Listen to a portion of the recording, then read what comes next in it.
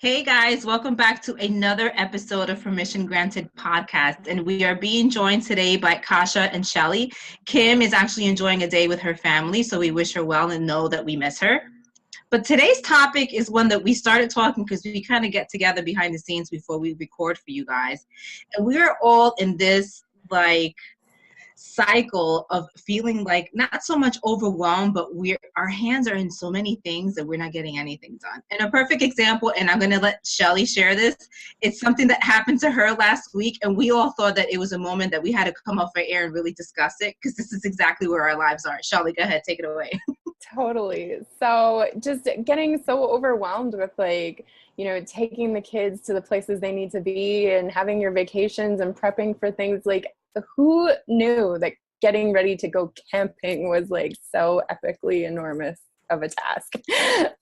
But I was making dinner, and this is never a good thing for me. I really shouldn't do this part of the living thing, but I was trying to make dinner and I messaged these ladies. I'm like, just so you know how my day is going, I just buttered my toast before I toasted it. So when you're just not even present enough to recognize what you're doing, you're so busy going through the motions and you're so lost in thought on 5 other things that you can't even see that you didn't put the toast in the toaster before you're buttering it. And of course now you can't toast it, right? And I actually contemplated, can I do that?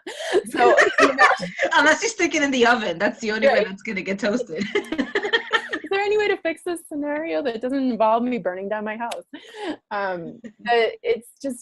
Summer can be so overwhelming, and taking that moment to pause and just okay, the lists need to wait and the people need to wait, and how do you deal with that? So ladies, how do you sort of hit the pause button so that you can make your brain work?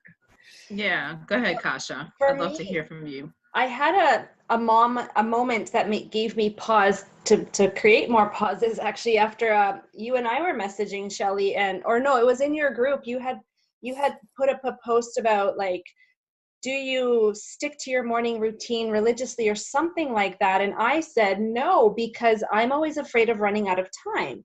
So I want to meditate, and I 98% of the time, 6 days out of 7, I will sit and do 15 minutes. But some days I don't, because I'm worried that, okay, if I do this 15 minutes, I didn't get up 15 minutes earlier, so now I have 15 minutes less in my day.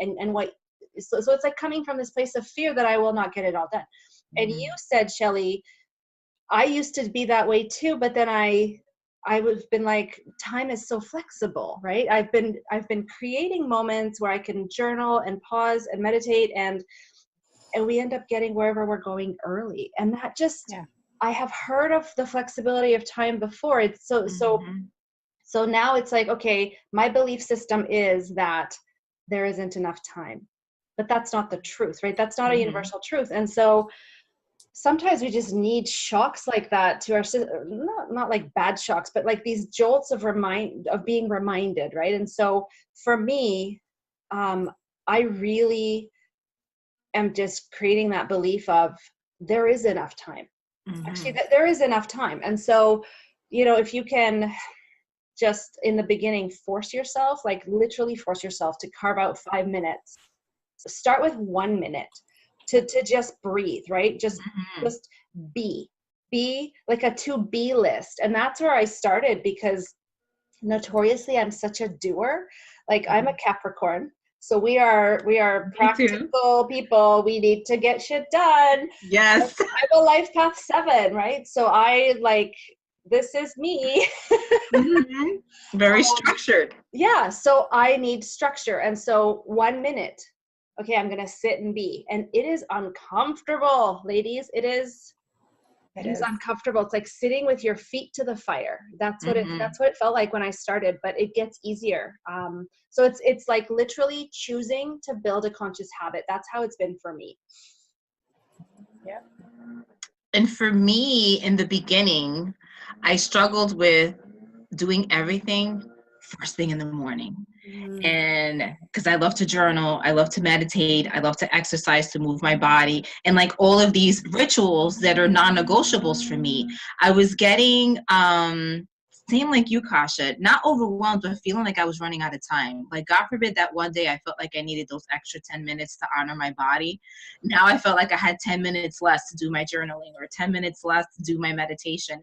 And I've allowed myself to create, and I think we all should create this for everybody, the permission granted list of things that we love to do that are ritual for us, but know that we have the entire day to get them done. They don't have to be the very first thing that we do in the morning. We can actually implement times of pocket during the day, during times that we're supposed to sit down and have a meal for lunch.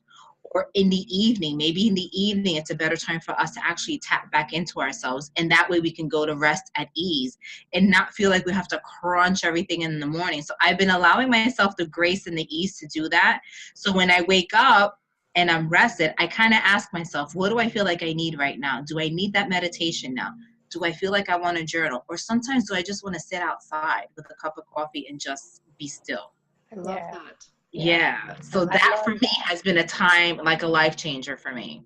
Yeah, me too. Like spreading things out throughout the day has really, really helped me. And it's true. I used to be in this sort of frenzied energy of like, get your shoes, get your lunch, get dressed, brush your teeth, you know, and like, like on him constantly. And I found like, okay, I'm screaming all the time at my kid. And he's not hearing a single thing, because as soon as my mouth opens, he turns it off because he doesn't want to hear me screaming. Right. But when I can speak to him in a calm way, he listens. So I'm like, I got to shift what I'm doing so that we can stay on track. And I think that might be the fundamental key, because it's true that when I slowed down and I stopped worrying about time and I just tried to focus on staying present and staying calm and taking care of me, because he's old enough now, he can do his own stuff without me being micromanaging him, and just allowing me to focus on me. So all of a sudden time expanded and we're leaving the house 10 minutes early. And I'm going, what happened? What happened? And I think that the important message in the toast is that we can all get lost in these lists and the to-dos and the frenzied energy, right? Energy. That's funny because it was toast. Exactly. And it's funny because it was toast. It was just toast. You can throw it out. You can make new toast. No big deal. But what if I was driving? Right? That wouldn't be so funny. Right? If you can't even pay enough attention to what you are physically doing in a moment, that you're not buttering bread before you toast it, then you could be crashing your car. You could be falling downstairs. There's so many things that could happen, right? That awareness and that presence is a lifeline. It's mandatory. So, you know, I'm thankful that it was just toast and it was funny, but it's so important to just allow yourself the space and time to breathe and be present. And I'm sure you can agree, Shelly, that when we have those episodes of having those, you know, buttered toast, non-toasted bread, that's when you know you didn't allow time for yourself that day. Oh yeah, that was a huge wake-up call. You know what I'm saying? Or it's a huge accumulation of days that have gone by and we haven't tapped into ourselves. And it's like you said, we are so consumed with having to be future tripping everything that's going on, and we are not only on our to-do list, we are micromanaging the to-do list of everyone that's in our family, our kids, our spouses, our businesses, family events that are going on now that the summer's here. So now that kind of like tweaks what our normal schedules are. So we're trying to adapt to that, and it's hard because the summer's only but 2 months long, and then by the time you get into the groove, you have to like backtrack it and get back into it all over again. You know, so we're kind of like in this vicious circle of adapting to things that are going on, that when we don't take the time out for ourselves. And that's why I tell people self-care is not a luxury, it's a necessity. And it, like Shelly said, that if we don't take those pockets of time to tune into us, those seconds that we slip could be detrimental depending on the act that we're in the process of invoking at the moment. I love that. And it's actually the ironic thing, you know, as I'm listening to you ladies talk, is that when I do take those moments to journal, and I have been, and especially I open up my Akashic records and I journal in there and I ask questions. What do you think is the first thing they remind me of? Be present, right? Be present. So it's like, I don't have time. How do I have more time? Be present, right? Mm-hmm. So it's like this irony of the very, and for me, and I know I'm not the only woman in the world, it's a control thing. Because if and Shelly and I were just chatting about this, if I don't feel like I'm in control, then I feel like I'm letting everything down, everything slipping through the cracks. The sky is going to fall, the world's going to end, because I don't have my finger on all the pulses. But then we're limiting our creation potential. We're limiting ourselves, right? And for me, I realized it was a matter of okay, well, if I don't control and try to create, am I going to be motivated to do anything? And the answer is absolutely yes, because if we're present in the moment and so in tune with what we need, right, then we fill our own bucket. And then once our bucket's full, then it's so much easier to look outside of yourself and ask yourself, okay, so now whose bucket can I help fill? And so again, it all comes down to presence. And I love that. I'm going to call them toast moments. Like, can I pay attention to the toast moments so that I don't get hit with Thank you, Shelly. Hashtag toast moment. Yeah. That's it. We got to trademark that, toast moment. But it's so funny that you said the word micromanage. And this is what I've taken away in the last couple of years that I've been doing this work when it comes to micromanaging. We are, in essence, overloading ourselves with things that don't necessarily need to be in our day. And when it comes especially to like our family and our kids, we want to micromanage like if we're in the kitchen and we're making dinner, instead of asking for help, regardless of how perfect the help is, we're like, I'll just take care of it. But then I wonder to myself that, or if our child is in the middle of doing something and you see that they're struggling, and then here we come and we jump in and start taking over for them. I wonder how many times we are limiting their life experiences or our life experiences because we are all in everybody else's stuff instead of our own stuff.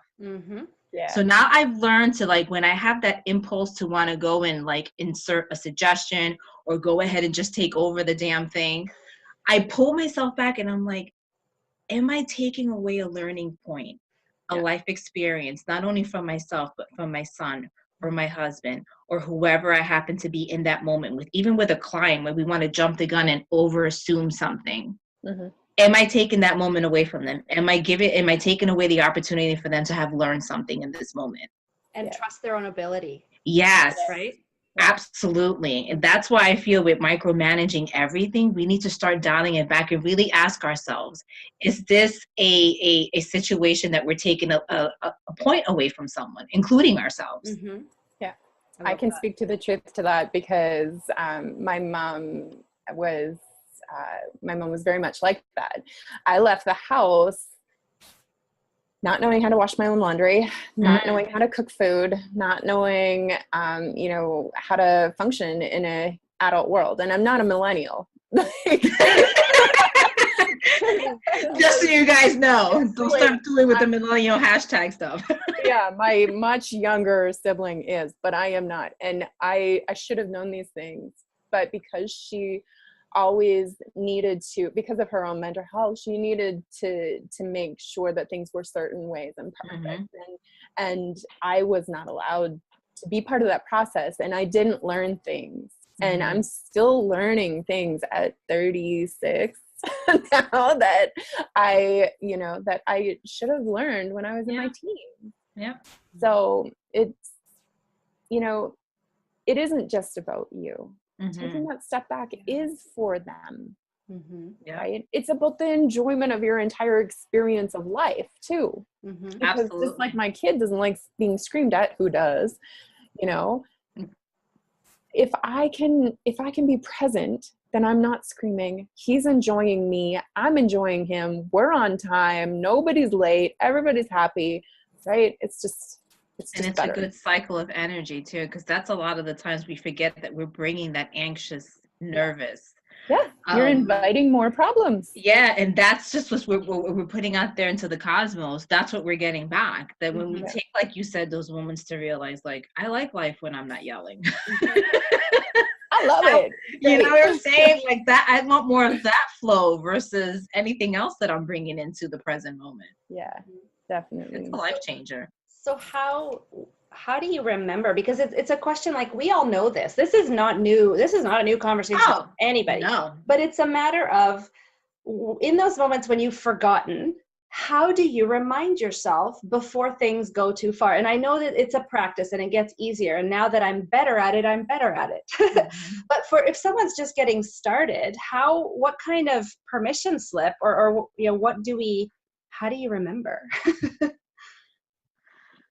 I think for me, what started triggering it for me was when I noticed myself, kind of like Shelly said, when I was in those moments of rage, or my voice was a certain way, my mood was a certain way. That's when I noticed I needed to stop, drop, and really check in and be like, what's off here? How can I like stop all of this momentum and really come from a place that's more of like the loving place, more than just like the spewing, Yeah. And it's really just recognizing that when you catch yourselves in those high pitches of everything that's outside of you, to really take 2 seconds and check in and be like, stop, drop, and check in and be like, okay, wait a minute. I need to like reassess this. So I think when you're in it and you recognize that you're in that mode, stop, drop, and think about it. Yeah. I love that. For me, it's all about intention, right? When I intentionally want to practice something, even if I forget, like your mind, that's what your mind does. You give it a job. When you're trying to remember something, you're like, oh, I can't remember. And then just randomly it pops up. It's because that's your mind. That's how your mind does. It's called the reticular activating system. So setting a clear intention to remember to be present, like eventually it reminds me. And what the other thing is, I notice I get really clumsy. I bump into stuff. Like I walk into a room, I forget why I'm even there. So then I have to backtrack, waste time. So yeah, for me, it's like, oh my gosh. Okay. So I'm like, my body's hurting because I just hit myself on something and my mind is frazzled and static. Okay. Yep. Good reminder. Thank you. Yeah. I think for me, it's what you guys have already said, just becoming aware, having that intention to be aware and just catching yourself. And when you catch yourself, just start fresh from there. We don't need the guilt. We don't need the feeling bad. We don't need to go, oh God, I did it again. Nope. It's always going to happen. It's part of your pattern.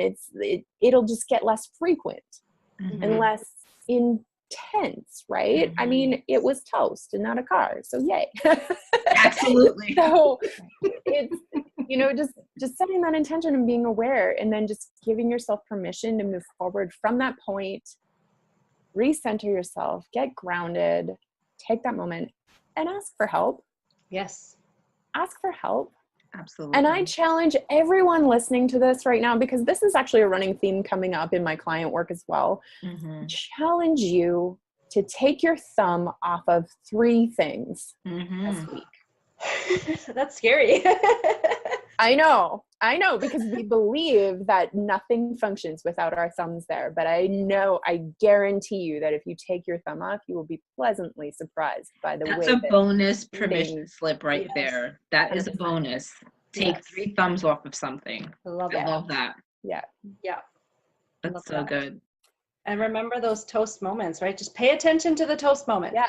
Share your toast moments. Yes. Please, by all means, in the comments below, if you're watching this or you want to come back to this, when you have that toast moment, please feel free and share with us so that we don't feel like we're the only ones in the world doing this. And I know we're not. So I'm going to watch out for those comments. So, okay, ladies, this was an amazing topic. I love everything that we shared here, and I really hope that this really resonates with you. And if you feel like someone else in your life is going through this, share it out, have them subscribe. And if you haven't already subscribed, please hit the subscribe button below. Grab your manifesto that's on the link below.